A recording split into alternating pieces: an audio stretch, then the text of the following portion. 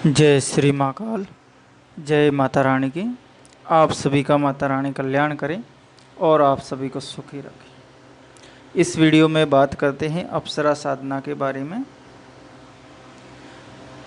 इससे पहले आपसे निवेदन करते हैं कि आपने अभी तक हमारे चैनल को सब्सक्राइब नहीं किया है तो ज़रूर करें, और आपसे निवेदन है कि आपने अपने चैनल के लिंक को, इस वीडियो के लिंक को, अन्य वीडियो के लिंक को अपने सोशल मीडिया साइट पर जो भी हो आपके पास में, फेसबुक है, व्हाट्सएप है, टेलीग्राम है और कोई भी है, तो उस पर ज़रूर शेयर करें ताकि अन्य लोगों को भी फ़ायदा हो सके और हमें भी सहायता मिल सके। इस वीडियो में बात करते हैं कंचन माला अप्सरा के बारे में। इनकी साधना कैसे करनी है, किस प्रकार से करनी है, तो आप सुन लीजिएगा। इनकी साधना करने के लिए, अप्सराओं की साधना करने के लिए एक तो विशेष बात है कि शुद्धि के साथ में रहना पड़ता है। जीवन यापन बिल्कुल शुद्धता के साथ में, सात्विक आहार के साथ में करना पड़ता है, पूर्ण साफ सफाई के साथ में करना पड़ता है। और जब तक ये साधना करते हैं पूर्ण रूप से ब्रह्मचर्य का पालन होता है। ये साधना पूर्ण होने के बाद कुछ दिनों तक, और साधना शुरू करने से कुछ दिन पहले ही इनका ब्रह्मचर्य का पालन शुरू करना चाहिए। साधना शुरू करने का समय विशेष, अगर पूर्णिमा का दिन अच्छा होता है। उसके अलावा अगर आप शुक्रवार को भी ये साधना शुरू कर सकते हैं।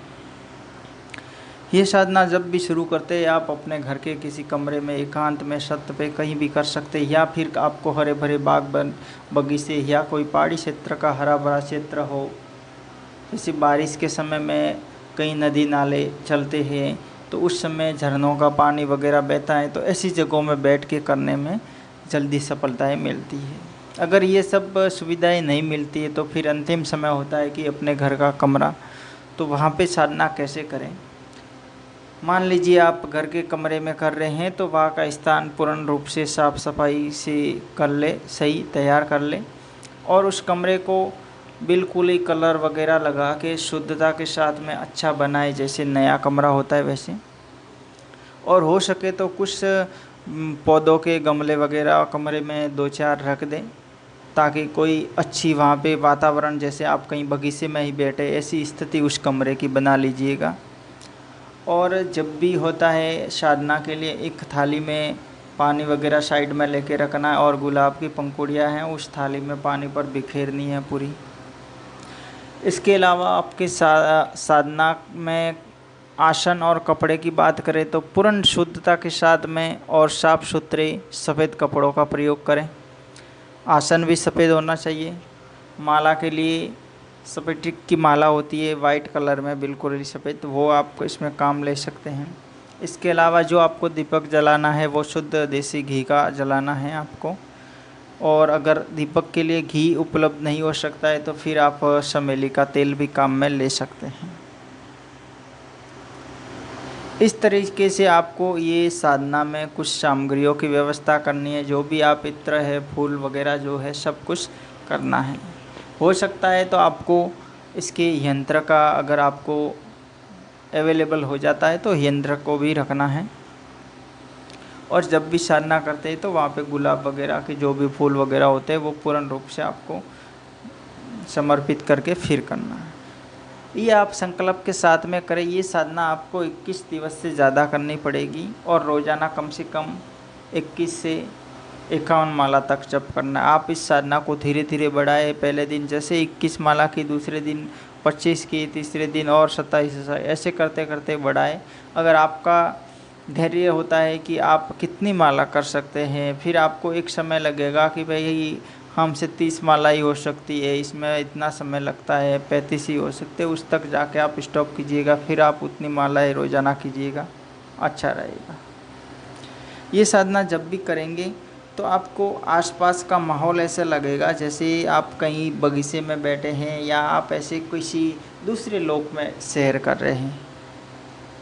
ये साधना करें, जब भी करें आप पूर्ण रूप से आँखों को बंद करके इस शुद्ध शांत वातावरण में, जैसे ही कुंडलिनी जागरण के समय बैठते हैं, अपन ध्यान योग में बैठते, कमर सीधी करके ध्यान में बैठते, वैसे ही आपको ध्यान में बैठते हुए ये साधना करनी है। हो सकता है आपको कुछ ही पल में, आपको बीच बीच में ऐसा पल आएगा कि आप किसी के साथ में बैठे हैं या किसी ऐसे लोक में बैठे हैं जो आप वर्तमान की स्थिति को भूल जाएंगे। जब आपकी ये साधना का समय पूरा होगा, जितनी मालाएं होगी उतना समय पूरा होगा, तब आपको ऐसा लगेगा कि यार क्यों नहीं वापस साधना में बैठ जाऊँ यार, ये अब आंखें खुल गई तो पता नहीं किस जगह में बैठा हूँ, कुछ अजीब सा लग रहा है।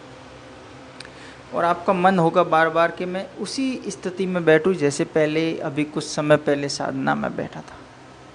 ऐसी आपकी स्थिति होगी। कभी कभार आपको कोई आसपास होने का एहसास होगा। जब आपके दिन बढ़ते जाएंगे साधना में, तब आपको सब कुछ इसमें महसूस होगा। आप कहने से कुछ महसूस होगा नहीं, साधना में मानसिक तौर पर और भावात्मक तौर पर ये साधनाएं सफलता देती हैं। इनके भोग के लिए आप मिष्टान है या अन्य कोई मीठा भोग है या फल फ्रूट आप इसको समर्पित कर सकते हैं। और जब भी साधना शुरू करें तो एक माला गणेश मंत्र का जप अवश्य करना, ओम गम गणपतिये नमः। इसके अलावा साधना में मंत्र का प्रयोग करना। अब ये जो सामग्री है वगैरह आप अपने हिसाब से पूर्ण रूप से इनकी तैयारी कर लीजिएगा। इसके बाद में आप साधना शुरू कीजिएगा। अगर आपको किसी भी प्रकार की साधना में कोई समस्या है या कोई आप पूछना चाहते हैं तो हमारे व्हाट्सएप नंबर भी पूछ सकते हैं, हम आपकी ज़रूर सहायता करेंगे। साधना में मंत्र प्रयोग करना है कंचनमाला अप्सरा का, तो आप सुन लीजिएगा। ओम हरीम कंचनमाला आगस आगस स्वाहा। ओम हरीम कंचनमाला आगस आगस स्वाहा। ये इनका मंत्र है। जैसे योगिनियों का आह्वान होता है वैसे इनका भी होता है। आपको लगेगा कि कुछ साधनाएं कैसी होती है जो सौम्य रूप में होती है, तो ये इस प्रकार की साधनाएं आप कीजिएगा, आपको कुछ अलग ढंग से एहसास होगा, कुछ विशेष एहसास होगा। जब भी ये साधना करें आप, गुरु पूजन, गणेश पूजन, इष्ट साधना, शिव जी से प्रार्थना करें, स्वयं इस कंचनमाला अप्सरा का आह्वान करें, इनसे प्रार्थना करें कि आप क्या चाहते हैं, कैसे चाहते हैं। जब भी ये सब पूर्ण रूप से माला वगैरह सब संस्कारित करने के बाद में ये साधना करें, तब जाके आपको सफलता मिलेगी। अगर आप साधना में नए हैं या आपको कोई समस्या आ रही है या आपको लग रहा है आपने कोई भी साधना की है, आपको उसमें कोई डर सा महसूस हो रहा है या कैसे कुछ हो रहा है, तो आप हमसे संपर्क कर सकते हैं, हम आपकी सहायता करेंगे। इसी साधना के लिए नहीं कह रहे, अगर आपको दूसरी कोई भी साधना में भी कोई समस्या है, जैसे मान लीजिए बहुत से लोगों की समस्या आ रही है कि 50वीं साधना में उनको 2-3 दिन के बाद में समस्या आनी शुरू हो जाती है, तो वो भी संपर्क कर सकते हैं, उनकी समस्या का समाधान भी हो जाएगा। इसके अलावा यक्षिणी साधना में भी बहुत से लोगों को समस्या आ रही है, तो ये क्या होती है, उग्र साधना होती है और जल्दी उनके अनुभव होते हैं, तो अनुभव के तौर पर वो फिर डरावने अनुभव उनको ज़्यादा हो रहे हैं, तो वो लोग संपर्क कर सकते हैं, उनका समाधान होगा और उनको बता दिया जाएगा कैसे करनी है, कैसे उसमें रहना है। फिर उनको स्थान वगैरह का भी विशेष बता दिया जाएगा, वो बैठते तब क्या करना क्या नहीं करना, घर की सुरक्षा, परिवार में क्या समस्या हो रही है। बहुत से लोगों को पिशाचनी साधना से उनके परिवार और कुछ घरेलू बच्चों पत्नी के साथ में समस्याएं हो रही है, तो ऐसे लोग भी संपर्क करें। जय श्री महाकाल, जय माता रानी।